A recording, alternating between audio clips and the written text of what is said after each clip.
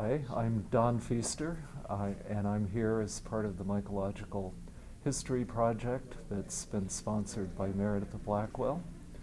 And I'm here with Megan, and Megan, you can introduce yourself. Hi, my name is Megan Biango-Daniels, and I'm a postdoctoral researcher and mycologist.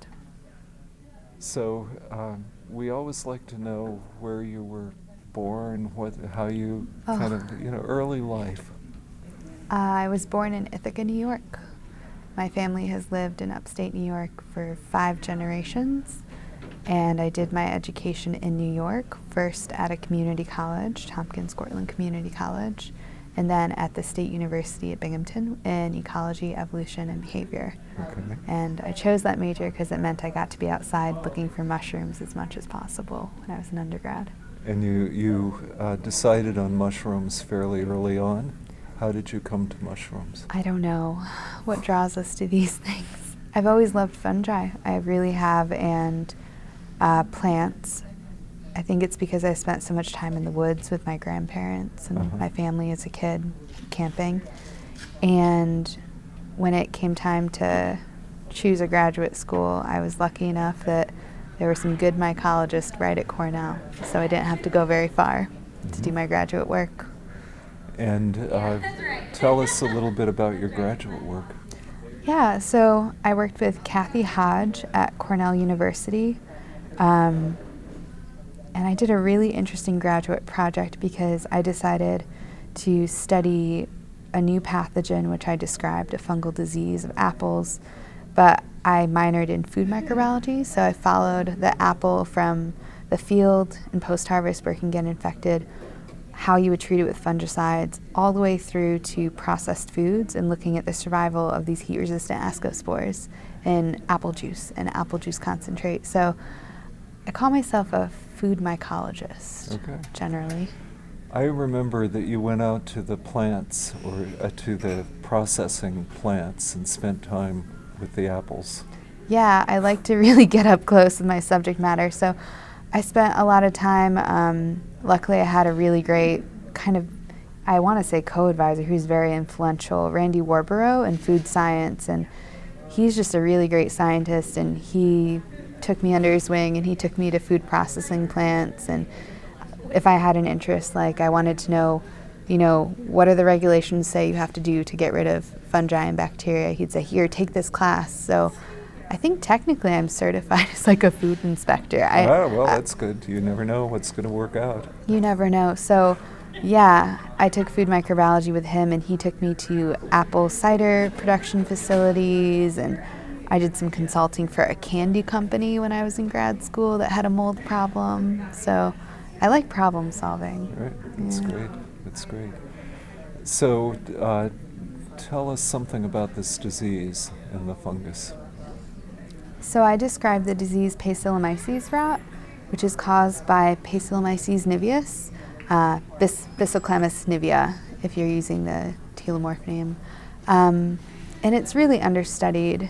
It was both a great opportunity and a challenge because there wasn't much work done on it. Papers, a little bit on phylogeny and systematics, but nothing working with it, I think, since the 70s, really. So I took E.O. Wilson's advice from Letters of a Young Scientist, and I did something where there wasn't anyone working on it because there was a lot to be done, and it was really, I think, a challenge and a lot of fun to do it and to discover how it lived and how it could colonize apples through wounds and then survive very high temperatures in the lab. And we know from reports of it bursting, bottles that it can survive in apple juice. And is this a human health problem? Well, it's not a human pathogen, but it's one of the penicillium relatives that can produce Patchillan, which is one of the regulated mycotoxins that we restrict. And since kids drink a lot of apple juice, it is concerning whenever you have something on apples making Patchillan, because we really try to limit it from children's diets, and they live on apple juice, kids. So food microbiology, now you're in Ben Wolf's lab. Yes. And what are you doing there? I'm doing a lot of things there. It's such a fun lab to work in. So I've been working with Ben Wolf for the past year, and I collaborate with his graduate student who is running the sourdough microbiome project, and I work with her to develop sort of in vitro assays where we can look at the growth of microbes, because I like being at the bench more than the computer.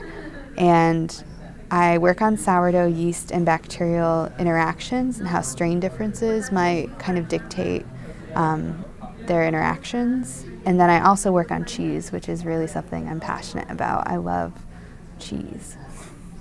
Such a moldy food. Yeah, well, Ben has done a lot of work on cheese, and cheese, the cheese as community.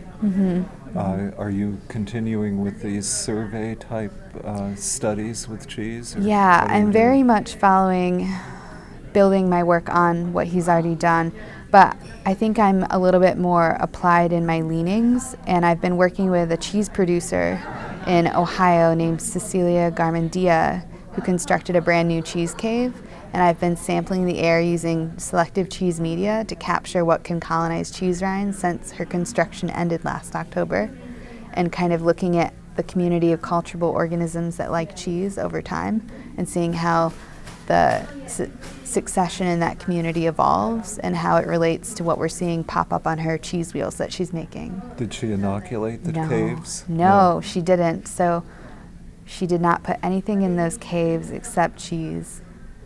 Cheese and wooden shelves. So it's just kind of selecting. The cheese selects for what can grow on it, and then it kind of recirculates and repopulates. And it's been 9 months, and we still don't see a stable community yet. So you're looking at this and thinking about community and ecology. So you're looking at a species accumulation curve, and you're waiting for the plateau? Yeah. I'm doing that. I just sequenced the first 11 genomes of Penicillia that I see throughout time relatively often. So I do settle plates, which are kind of a low-tech method that's feasible when working with a producer hundreds of miles away. She mails them back to me, and I mail them to her each week. So these are plates that are just opened and exposed? For a certain amount of time. We have a set protocol. And then I save the communities in glycerol, so I have like time points that I can go back to, and I can see what was there, representative species of Penicillia primarily, but at the beginning a little bit more Aspergillus and Cladosporia. Yeah. So what do you see as the end point here? You're going to see these communities develop. Will there be a modification of the communities? Do these caves go bad? I hope not. I hope her cave is successful.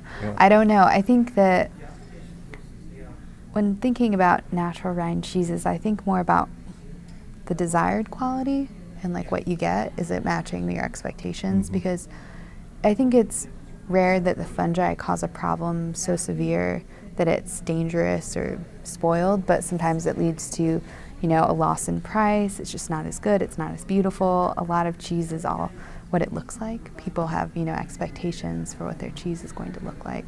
So I think that we're seeing sort of a punctuated migration happen in the cave, where with each batch of cheese, different things are coming in, staying, they're transient.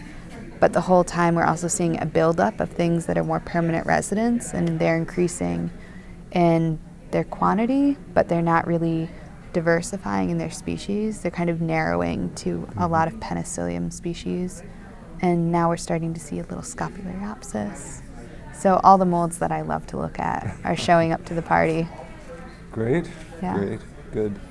So if you were giving advice to a graduate student these days about how to, get into a project and how to work through a project or make those important decisions, what might it be? I think collaboration is really important. I think that I got my work done by knocking on doors and asking for help when I needed it, and going also to things like this and voicing problems I was having with methods or anything that just couldn't figure out, because you get really good advice from people who've done it before you, and you only get that by kind of networking and talking and admitting when things aren't going well. Good. And what would your long-term goal be? Well, I hope I end up in academia. I'd love to continue to be a mycologist and to do research and mentor students. I think I'd like to do something, I don't know, I'd like to solve a problem. I'm not sure what that problem is, but I like attacking problems. Sure. And you had a good one here. Yeah. So right now I'm trying to think about how we might reach that community of fungi that's optimal, and like what does that look like? I don't think we know. So maybe once I know that, we can think about whether or not we do want to inoculate caves to have like a prime mix of fungi for a certain cheese. I think that'd be very hard to engineer these systems though, with all of the movement and cheese. And environmental introductions and so forth, Certainly, yeah. Good. You had mentioned you always forgot your mycological grandfather. Yes. So what did that mean? Oh, mycologists seem obsessed with phylogeny and lineages. So most mycologists can say, oh, I come from, this lineage, this mycologist about 200 years ago in America. There were a few of them. And who do you trace to? Do you know? I don't know. It might be Fries. I'm not sure. I probably got that wrong and have... Well, let's see. You would have Kathy. Kathy. Who was her? I think she credits Dick Korff. Dick Korff and Rich Humber, I think. Right, both. Rich Humber, yeah. Yeah. So who taught them? Well, Dick Korff, I know, was H.M. Fitzpatrick, who was at Cornell. And Fitzpatrick studied with Atkinson, who was at Cornell. Atkinson, yeah. That's and certainly one. Atkinson, was he a Dudley student? This is where I begin to get I don't know. fuzzy right now I know off my memory. I certainly know Atkinson, but beyond that I don't know. Okay.